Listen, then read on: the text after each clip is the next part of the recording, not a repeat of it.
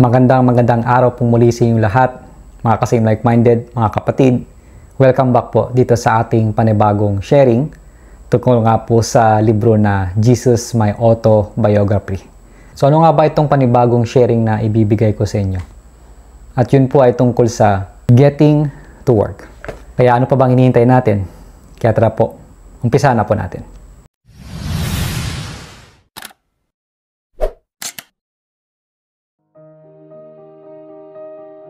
Hello everyone, once again, my name is Rudy Claserna. Maraming salamat po kasi nandito kayong muli. At yun nga ang pag-uusapan natin o i-share ko sa inyo ay tungkol na po sa getting to work. So babasahin ko siya muli at ipapaliwanag ko siya sa inyo sa level na kung saan mas madali pong maintindihan ng lahat. Alright, so yun po. It was hard for my mother to understand that my stories were true. Ang hirap daw sa kanyang nanay, sa mother niya, na makapaniwala dito sa mga story na binabahagi ni Jesus Christ. There were times when she looked at me and did not quite believe that I had traveled as far as I had. Di ba yung mga ganong tao na parang matutulala tapos hindi makapaniwala na sasabihin, seryoso ka ba? Hindi nga. Alam ko naranasan nyo rin yan. Nakaranas din kayo yan kasi nga lalo na kapag tayo ay nasa iisang lugar lang sa paulit-ulit nating ginagawa tapos hindi tayo nakapunta sa iba't ibang ibayo o parte kahit ng Pilipinas o ng mundo. Tapos kapag may halimbawa ako, uwi ako sa probinsya namin tapos kinuwento ko yung mga bagay na halimbawa sa Canada, legal ang marijuana. May mga tindahan sila tapos may iba't ibang klaseng marijuana. So, dito, hindi inihuli kahit sa kalsada ka naglalakad, nagsisigarilyo ng marijuana. Ganon. Huhulihin ka lang pag sobra na at may nagawa ka lang hindi maayos. Ganon siya. Alright? So, siyempre, kung sinabi ko yan sa probinsya namin, parang di sila makapaniwala kasi sa Pilipinas, sinuhuli yan. Pero dito kasi, legal siya. Talagang may mga documents yan, sobrang stricto din. And then yung mga stocks kung saan nila kinukuha yung taniman ng mga marijuana, ang nagko-control ay ang gobyerno rin. Pinag-aaralan din kasi namin yan sa class namin na kumbaga sa buong mundo kasi wala pang gumagawa nito. Kaya ang unang-unang nagbigay ng legalization sa marijuana ay ang Canada. So bakit nila ginawa yun? Kasi tignan mo, nung unang panahon kasi, nung mga dinadakip yung mga marijuana, malakas yung kita, grabe, ang laki, puro patago. Nung nilegalize siya, yung mga patagong nagbebenta, humina ang kita nila. So ano nangyari? Kumikita yung mga marijuana na tindahan dito, at the same time, nagbabayad din sila ng tax pa sa gobyerno. Ganun yung ginawa nila. Well, I don't know all the grand scheme of things, but based dun kasi international business yung pinag-aralan ko dito, sinurvey nila yung kinikita ng pizza dito, pizza, plus yung marijuana na tindahan, yung cannabis. Alam nyo kung anong mas maraming store? Yung cannabis. Anong mas maraming kita? Ang marijuana. Hindi lang nagmumukhang parang ang dami. Kasi ano siya pag pumasok ka sa door nila, sa sindahan nila, may parang isang closed door pa ulit dyan. Na kailangan meron kang ID, tapos dapat anong tawag dito? Above 18 ka. Pag okay, saka ka makakapasok ulit. Kasi na-curious ako, pumasok ako sa ganun Pagpasok mo, amoy na amoy mo agad. Nahihilo ko. Sabi ko, ito ba yung sinasabing heaven? Heaven ng mga gumagamit ng ganun. And then sabi ko, may mga tablet talaga siya. Tapos may mga naka-display na mga mamahalin. Tapos kung i-check mo yung tablet nila, kung yung mga binibenta, may iba't ibang klase na hindi ko maintindihan. Yun. Out of curiosity, tumila ako. And then after na lumabas ako. And then ako bumalik. Yun lang. Kasi na-realize ko, yun ito kasi, I never ever did marijuana back then nung ako high school. Never. Kaya nga ito, kinikwento ko kasi hindi ka panipaniwala. Lahat ng mga kaibigan ko, halos na ganyan. Pag nagaganyan na sila, sinasabi ko, uwi na ako. And now, pagdating dito sa Canada, since legal siya, may kaklase kasi akong supervisor na nag-work doon. O partner rin siya ng managerial na job. Nagdadala siya ng maraming klase na mga marijuana, ganyan. Tapos nagsusubok-subok tong mga to. And then since ako ay batak sa meditation, talaga nag-meditate ako ng maayos and everything. And then sila kasi, kaya sila nagmamarijuana kasi stress sila. Gusto nilang ma-relax ang kanilang isipan dahil pag na-stress ka, hindi mo makontrol si ego. Tama? Para sa mga hindi pa nagme-meditate dyan, hindi magigets ang ibig kong sabihin. Pero pag nagme-meditate kayo, lalo na sa mga apprentices ko, mas maintindihan nila ito. Alright? So ngayon, may mga iba't ibang klase kasing marijuana dyan. Na, ano daw, yung may creative, tapos may pamparelaxan daw, may pampahyper, para ganado ka lagi, ganyan. Now, nung yung supervisor na yun, sabi niya, maganda to kasi talagang nare-relax ang isipan ko dyan. Try mo. Alright. So, never ever ako marijuana. This is the first time that I did. Nung pagsubok ko nun, before nagsigarilyo naman ako, sinubukan ko siya. Nung sinubukan ko siya, sabi ko, ba't parang kung ano tong nararamdaman ko ito namang nararamdaman ko pag ako'y nagme-meditate. Sa madaling salita, hindi po sobrang naging effective sa akin yun. Bakit? Kasi yung mararamdaman ko pag nag-take ako nun, ay mararamdaman ko pag ako ay nag-meditate. Anong mas pipiliin ko? Mas pipiliin ko yung natural way, syempre, ito. Hindi ko na masyadong pinaliwanag sa kanila, basta sinabi ko lang na, yung nararamdaman pala na ganito, ito lang pala yung, ito rin kasi nararamdaman ko pag nag-meditate ako. Tapos may mga paliwanag pa sila na, hindi, baka konting dose lang inanom mo, ganito, ganun. Hindi 100% sure ako na kaya nagmamarijuana ng mga tao pag sila ay stress, sobrang pagod, sinasabing healing din, okay, that's fine. But I am telling you this, sa spiritual na pinag-aralan ko, hindi mo kailangan ng kahit anong klaseng panlunas externally. Kahit yan. Dahil pag nag-take ka nyan, pag nag-take ka nun, yung sinasabing nirvana o kagandahan ng isip na parang relax ka nga, pero yung connection mo sa may kapal ay artificial. Hindi totoo. Hindi siya totoo. Akala mo connected ka talaga sa taas, but you are not. Alright? So yun. And then one time, merong sa school namin, Centennial, sa ibang branch, sa isang lugar, pumunta ako doon to massage. May massage kasi mura lang yung bayad. May isang estudyante, babae nagmamassage sa akin nun. Dire-diretso yung paliwanag ko sa kanya. Kasi tinanong niya ako, ano ba yung program na kinuha ko. Sabi ko, international business. Ikaw, sabi niya, may parang parang something sa pagmamassage na course talaga doon. Doon lang sa campus na yon. And then, piniwalag ko sa kanya na, alam mo ba, ang hangad ko talaga ay matuto mag-Reiki. Isa rin yan. Para ang Reiki ay makapag-send out ako ng energy to heal people kahit malayo. O magamit ko yung itong energy ko dito sa kamay ko para ma-heal ko yung inside. Kasi iba yung massage, ginaganon kasi yung mga laman yan. Diba? Ngayon kung may another energy pa kasi na ginaganon ko to heal inside self, ibang usapan naman yun. And then gusto ko mag-chiropractic. O chiro. Yung pinapalagatok yung mga buto. Kasi yung sinasabing alignment, i-align ko yung buto mo, i-heal ko yung mga energy mo sa loob para mas gumanda ang daloy nung flow ng mga dugo mo at energy mo, and then para walang mag-blocks. Yun yung kinikwento ko sa kanya. And then hanggang sa umabot na kami sa meditation, alam mo ba, ibang klase talaga ang meditation, totoo talaga. Lalo na nung ginawa ko yung meditation na tinuturo ni Satguru.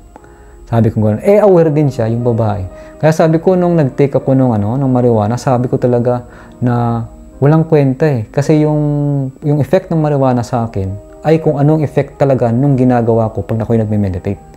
And then sabi niya, siya din daw. Kaya lang daw siya naggaganon kasi nga, na-stress siya. Na-homesick siya, hindi siya mapakali, ginagamit niya yun. And then sabi niya sa akin, ikaw ang patunay kung bakit kailangan kong ibalik ang aking pagme-meditate. Indian siya.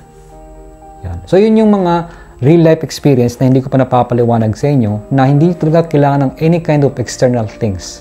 Ako sinubukan ko, talagang inunawa ko, inintindi ko. It's not because na gustong-gusto ko siya. No, it's for the experiment. Kasi sabi ko nga sa inyo, ako po yung taong susubukan ko siya o obserbahan ko siya at titignan ko kung uubra o hindi. And then, it's up to me, kumbaga nasa sa akin na yon kung uulitin ko pa o hindi. So, yun, naging decide ko talaga, hindi na ako babalik sa ganon. Hindi na.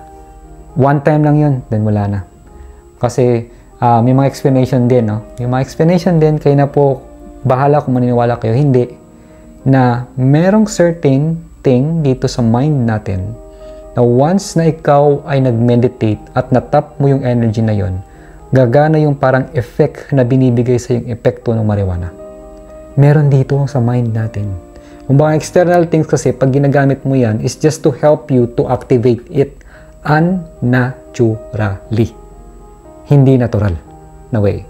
Pag ikaw kasi ay magme-meditate ng mas maayos, nasa nature ka, nasa park ka, o may mga puno, yun yung natural way na meditation. Ngunit ang natural way of meditation kasi ay kailangan ng sobrang mahabang patience. So kung wala kang patience, ikaw ay naiirita, mabilis kang magalit, nangangatog ang katawan mo, nagrereklamo ka kasi masakit sa likod, masakit sa tuhod, kinakabahan ka kasi nangingig ang katawan mo, sige, magmariwana ka na lang kung gusto mo mas mabilis. Kung nagmamadali ka, ayaw mo ng patience. But, tulad na sinabi ko sa inyo, kung ano man ang ganda at sarap ng pakiramdam na mararanasan nyo sa marijuana, yan po ay artificial lamang at wala po kayong real connection na makakamit sa may kapal. Ano pa pong ginagawa nila pag sabog ka? Hindi nila kayo mako-communicate sa puso. Hindi nyo sila mararamdaman kasi manhid ang katawan mo, nandito ka lang sa isip mo, sa ego mo, so sabog, lumilipad ka eh. Ano lang pwede nilang gawin sa inyo para makommunicate ka? Mga pictures lang. Ganyan lang. Hanggang pictures lang pwede nilang mabigay. But anyway, yun nga, nasa sayo ulit yan, kung maniniwala ka o hindi. Walang tama at mali. Meron lang po talagang umuubra at hindi umuubra. Ang binabahagi ko dito sa inyo yung spiritual, hindi po religious text, hindi po biblical, but a real, direct information na talagang totoo, na sinubukan ko, hindi ko lang basta binasa, inobserbahan ko, talagang, alam mo yung, parang scientist eh, in-experimento kang kutong katawan ko. Na hindi ako natatakot na kung ano mo mangyari kasi I want to experience it para makita ko yung difference and then pipili ako kung ano yung pinaka-umubra. Alright, but anyway, yun na nga. Tulad ng dito, kung yun nga ang kinuwento ko sa probinsya namin, lalo na itong pinapaliwanag ko sa inyo, at hindi pa nadidisiplina ang isipan nila at marami pa silang ego, hindi talaga sila maniniwala sa akin. O maaaring magalit pa sila at 100% pwede nila akong imali sa mga pinapaliwanag ko dito sa inyo. Okay? Ngayon, so sabi dito, I noticed that she had great difficulty with these internal theories. And as I was speaking to her, I came up with some ideas of how to communicate them. So since yung mother niya ay nagkakaroon ng challenge, no, nahihirapan inside our head pagdating sa mga theories, kasi yung alam na vocabulary o theory natin sa buhay na kung saan nandun lang tayo na never tayo nakalabas, eh mahihirapan tayong makaintindi sa ibang taong nakalabas na pumunta ng ibang bansa tapos bumalik at nagkita kayo at magpaliwanag sa'yo. Okay? And then sabi nga ni Jesus Christ, gumawa siya ng another way para makapag-communicate siya na mas maayos. Sabi niya, if I was going to share this information with beings, kung noong unang panahon, no? Isipin niyo, wala pang mga university siguro, mga colleges, wala namang available na mga books na mga ganyan, no? Wala naman. O sabihin natin, wala namang social media, walang ChatGPT, walang YouTube, walang podcast na makukuhaan o mapapakinggan. Kaya sabi ni Jesus Christ, kapag siya daw ay mag-share ng information, then I needed to translate it into stories that they could understand. Kaya kailangan niyang ipaliwanag ang storya na kung saan pwede nilang maintindihan. Now, ipapaliwanag ko din sa inyo ganito. Meron po akong TikTok at nag-share po ako about sa mga ganitong bagay. And then meron po nagko-comment na isang babae, sabi niya, isa siyang light being. I mean, liwanag, mga spiritual light being, light workers, yan. Light workers. Sabi niya dun sa comment, dapat daw wala nang palito-lito, kumbaga, sabihin ko na daw agad yung totoo. Ganon. Kasi may binanggit ako tungkol sa yung law of attraction. And then sabi niya, resonance yun. Well, ganon din naman. Sabihin natin yun yung pinakatamang terminology, yung resonance. Pero sabi ko nga sa kanya na hindi kasi lahat ng mga taong nanonood dito ay maintindihan yung ibig sabihin ng resonance. Kumbaga, dun muna sila sa level ng vocabulary na kaya nilang maintindihan. And And sabi ko, kaya nga maraming mga light workers na pag nagpaliwanag ay parang napaka-esoteric, na sobrang lalim. Pag sinabing esoteric, yung parang sobrang lalim na impormasyon na hindi available pang publiko, na kung saan kami at kami lang ang makakaintindi. Never ever mong maintindihan kasi sobrang lalim niya. Ako kasi ang ginagawa ko, ang esoteric, ginagawa kong public na kung saan madaling maintindihan ng maraming tao. And piniliwanag ko sa kanya na hindi kasi lahat ng tao ang vocabulary ay matataas na tulad natin na lagi nagbabasa ng libro. Kaya binababa ko muna yung level ng mga explanation para yung mga tao ay madali nilang mag-gets at maintindihan at magamit din nila sa kanilang personal na buhay ang mga binabahagi sa sinasabing esoteric documents or mga information na nakasulat. Alright? So yun, kaya nga sabi dito, kailangan i-translate it into stories that it could understand. Yan po lagi ang ginagawa ko. I needed to translate into a language they would comprehend. So, ipapaliwanag din sa lingwahan na kung saan kaya nilang intindihin. Yan din po lagi kong ginagawa, hindi lang sa inyo, ganoon na rin sa ibang tao na nakakausap ko. For example, meron akong isang babae na Iranian na ka-workmate.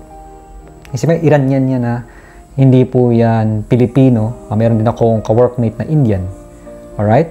Ngayon, pag ako ay nakikipag-usap sa kanila sa mga ganitong bagay, spirituality, hindi ko binibigay yung pinaka-words o talagang pinaka-alam ko. Kailangan kong i-level yung vocabulary ko sa kaya nilang unawaan o unawain. Doon titignan ko kung ano yung mga kwento nila. And kung anong mga kwento nila, gagamitin ko ang parang vocabulary din nila. Ia-align ko dun, and then saka ko ipapasok yung mga wisdom na pwede nilang maintindihan. At pwede nilang magamit at para kumunik. So parang nangyayari dyan na parang radyo ba? Hinahanap ko yung tamang frequency. Hinahanap kasi parang ano pa malabo pa.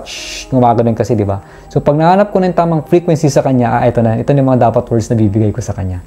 So, sa madaling salita, every time po, kapag kayo ay katulad ko na, kayo yung taong pag may kausap kayong ibang tao na hindi nyo katulad, walang usapan na sa una pa lang ay maganda agad. Walang ganon. Kailangan mong i-adjust muna. Mag-a-adjust yan. Everything. Parang frequency na gumaganon-ganon, di ba? Hanggang sa lumiliit na, hanggang sa mag-stabilize na ng state ng ganon. Maganda na yung usapan, yung flow. Yan. So, matututunan nyo yan kapag pinanood nyo lahat ng mga vlogs ko, tinraining nyo talaga ang sarili nyo, hindi lang basta nanood, nag-take down notes din kayo, tapos isinabuhay nyo, habang ginagawa nyo sa personal na buhay nyo araw-araw, iniisip nyo kung ano yung mga natutunan nyo dito.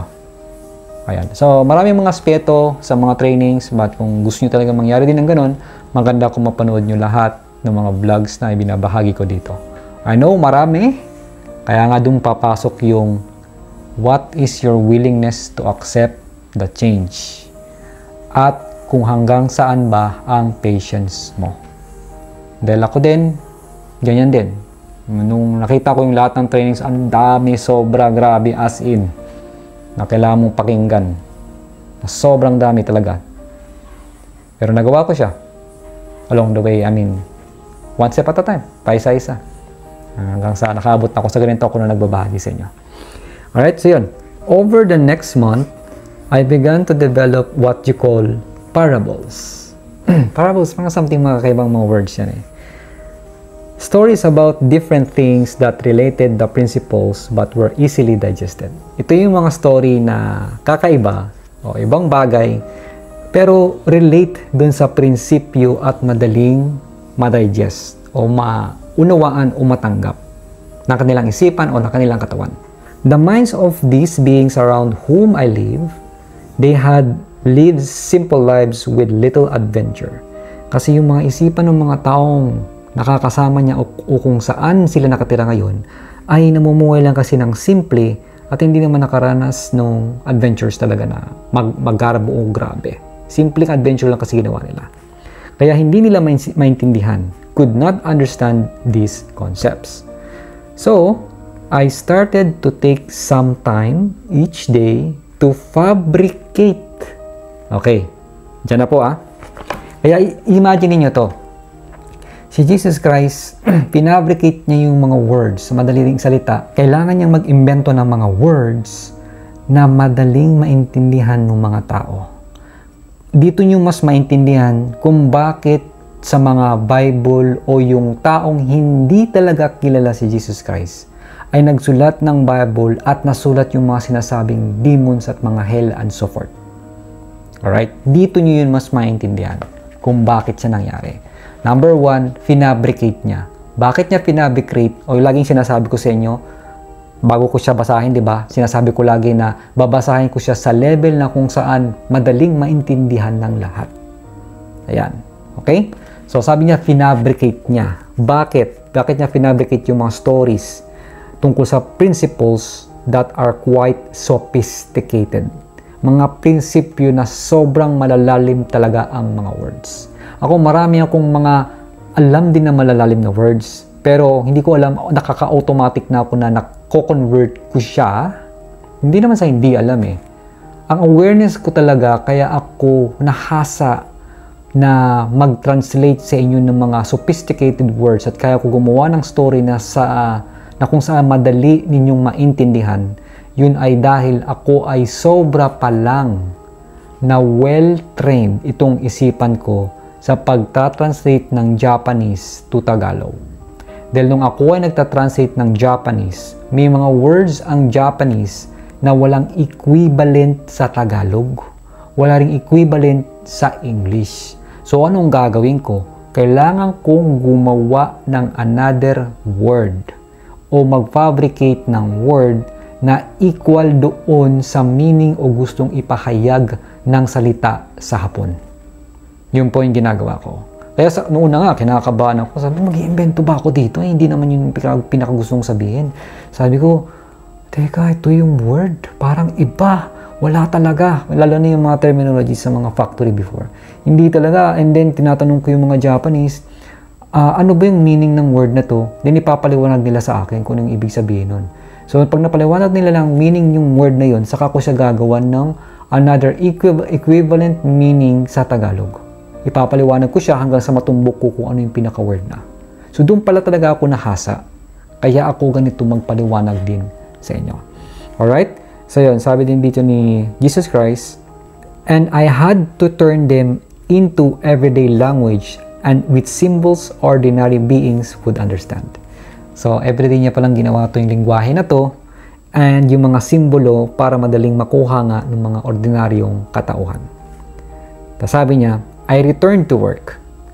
At times, I work with my father doing carpentry. So, yung tatay niya pala ay karpentero at marunong pala mag-carpenter si Jesus Christ. I also wanted more freedom and more action after my travels. Kasi gusto niya ng more freedom and more action after ng travel na ginawa niya. Kaya nag-start din daw siya, I started fishing. Mangingisda rin pala siya. I started fishing a little bit. This was something that I enjoyed greatly. Sino pa sa inyo nakatira sa probinsya? Ako naranasan ko kasi yan eh, yung sa bahay kasi namin sa Aklan, sa Hibong. Pagka yung bahay namin, no, malapit sa may kalsada, tapos mga 3 to 5 minutes nandun ka na kasi sa tabing dagat agad. Ngayon may mga kaibigan ako may bangka. Yan. Naranasan ko kasi magbangka sila doon sa pinaka-layo-layo talaga. Kinakabahan ako dati. Hindi ako sanay sa ganyan, kaya hindi ako mahilig talaga. Pag malinaw lang yung dagat, saka lang ako sasakay. Pero kung yung gumaganon-ganon, hindi talaga.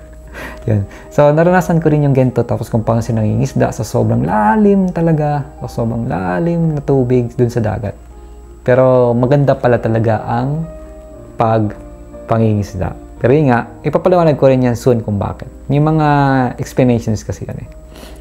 Going out into the water. Ayan si Jesus kasi magpapaliwanag pala. Communing with nature. So, pag pupunta ka sa water, parang nakikiisa ka sa nature. And feeling a sense of the freedom I had when I was on my travels. Kasi yung pakiramdam na meron kang freedom, sense ng freedom kapag ikaw ay nasa tubig. Ito kasi yung naranasan niya nung siya ay nagta-travel. This was something I cultivated over the 3-year period and I needed it. Ito kasi yung parang, pag sabing cultivated, yung parang natanim niya, naayos niya sa sarili niya, tawag dito, cultivate meaning yung Yan yung tipong, parang kumbaga sa mga halaman, yung itinanim mo, binungkal mo, dinligan mo, yon. Parang in-improve sa sarili. Ayan. I needed to get away from the confines of village life. Okay? Kasi sa loob ng village, ano lang ba mga pinag-uusapan palagi? Hindi ko alam sa inyo kung sino nakatira sa probinsya, tulad ng sinabi ko dati, sa probinsya kasi, ano lang ba laging chismisan dyan? Ang chismis pa nga lang, nandito sa bahay na to, paglabas mo, mamaya maririnig mo nandun na sa dulo. And then yung chismis na nakita nila o narinig nila dito, ay merong dagdag, minsan may bawas. Ganon. So ano yung mga chismis?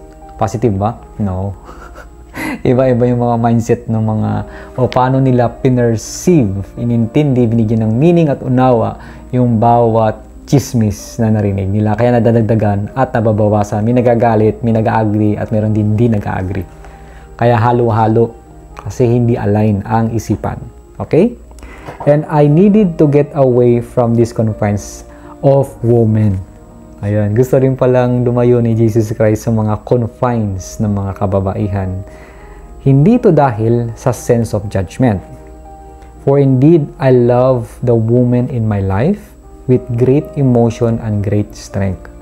Hindi to dahil sa nanguhusga siya, kundi mahal niya talaga kasi ang mga kababaihan dahil meron silang great emotion. Grabe yung emosyon kasi ng isang babae. Malakas talaga. And great strength. Malakas din ang strength mga kababaihan. But, there was something about the way that they spoke about their daily activities and how they seem to talk all the time that I found difficult about my solitary journey. Kasi siyempre yung mga kababaihan, lalo na yung mga babaeng matitinis yung boses na parang matatalas yung dila kung magsalita. Siguro alam niyo na kung sino kayo. Yung nanonood dyan, yung parang, alam mo ba yung parang ang lakas nung ano niya, yung convincing power pag nagsasalita. Tapos yung tonality, yung pitch niya ang taas. Yan, yung mga ganyan. Tapos parang lahat na lang ng reklamo, kinikwento niya. Ganyan. Talagang pag nagkwento siya, makukuha yung attention mo kasi ang lakas nga, ang gabi nga siya magkwento. Ganun. So ito yung mga iniiwasan ni Jesus Christ. Kumbaga nagkakaroon siya ng challenging kasi nga after nung nag-journey siya sa mga natutunan niya. Kaya wag na kayong magtaka kapag kayo ay nakakakita ng mga ganyang tao tapos may nagbabago sa inyo. Wag na kayong magtaka. Kasi Jesus Christ mismo is naging ganito. Hindi po dahil sa gusto nyong iwasan yung mga kaibigan nyo dahil sila ay negative, wag nyo na pong husgahan. Kumbaga umiiwas lang kayo, i-acknowledge nyo lang, okay, gusto ko muna silang iwasan, yan talaga nararamdaman ko. Ayaw ko muna silang makausap, yan talaga muna ang gusto kong gawin. That's it. Then stop. Huwag ka lang mahusgahan na sabihin mo na, kasi mga negative sila, kasi ganito Kasi hindi magandang iniisip nila, kaya iwas muna ko. Hinuhusgahan mo na kasi pag ganun. So magandang gawin, pag may naisip ka, after nun, stop. Huwag ka manghusga. Okay? Just sabihin mo lang sa sarili mo, hindi mo kailangan sabihin sa kanila. Yan. So, the men in my life were much more taciturn. So, ano ba ibig sabihin ng taciturn? Ang mga kalalakihan po ay tahimik at hindi po madaldal. Okay? Hindi ba, grabe yung word no, ang lalim. Taciturn. Anong taciturn? Sabi ko, anong taciturn? Nag-guess ko siya, okay. Ibig sabihin po ng taciturn yung mga taong tahimik, hindi masyadong madaldal, hindi masyadong nagsasalita. Yan. So, yung mga kalalakihan po ay ganyan. Mag-agree po ba tayo? Na, sabihin natin yung mga nanonood ng mga kababaihan dito ay hindi ganun. Pero tignan natin kasi in a general way. Kung magsusurvey kasi tayo, sino po ba talagang mas madaldal? Mga babae o mga lalaki? Alright? So, yan. Alam niyo na yung sagot dun. So now, they did not chatter quite so much, but they were shut off and difficult to approach. So, the time I spent fishing became very valuable to me, not only because it procured food and goods for trade and sale, but also because it allowed me to be with myself. Yun, advantage. Kasi nga daw yung mga kalalakihan o mga men ay hindi masyado nagsasalita at kaya minsan daw naka-shut off sila. Pag tinanong mo, isang tanong, isang sagot lang, ayaw masyado magsalita. Kaya minsan ang hirap nila i-approach. Totoo po ito. Marami sa mga kalalakihan ang hirap i-approach kasi nga hindi expressive. Hindi masyadong masalita. Alright? And then, naging advantage pa rin sa kanya to. Nakita niya yung goal doon sa sitwasyon. Nakita niya yung kagandahan. Kasi, dahil sa nangyaring yon, it allow him, no? It allow, na kumbaga nag-allow to kay Jesus Christ para maging sa sarili niya. Yung mas intindihan yung sarili, be myself lang. For example, ako pupunta akong park. Ako lang mag-isa. Be with myself. Yan. So, mas nagiging aware ko pa ako lalo sa sarili ko. Ganyan. To be with my own consciousness. Isa rin yan. And to commune with the consciousness that I was tapping into the non-physical. So, hindi lang para ako ay magkaroon ng time sa sarili ko, magkaroon din ng time sa isipan ko, magkaroon ng time o maka-commune, maka-connect sa consciousness at makatap doon sa non-physical o sa spirit o sa spirit guide. O sabihin natin sa God o sa source o sa law of attraction. Ayan. So, yun po yung nangyari sa kanya pagdating sa getting to work. At yun po, dito na po nagtatapos yung topic natin for today. At ang magiging next topic naman po natin ay tungkol na sa settling down. Alright? So yung once again, ano po? Kamusta? Ano po mga bago yung natutunan ngayon sa share ko dito sa inyo? Let me know, comment down below. And once again, my name is Roji Caserna. Maraming salamat dahil andyan kayo lagi nag-aabang sa mga binabahagi ko sa inyo. Ingat po kayong lahat palagi and God bless us all wherever we are po. Thank you. See you po sa aking next vlog. Shining bright on everyone, magnetic hearts will intertwine. You touch yourself to close my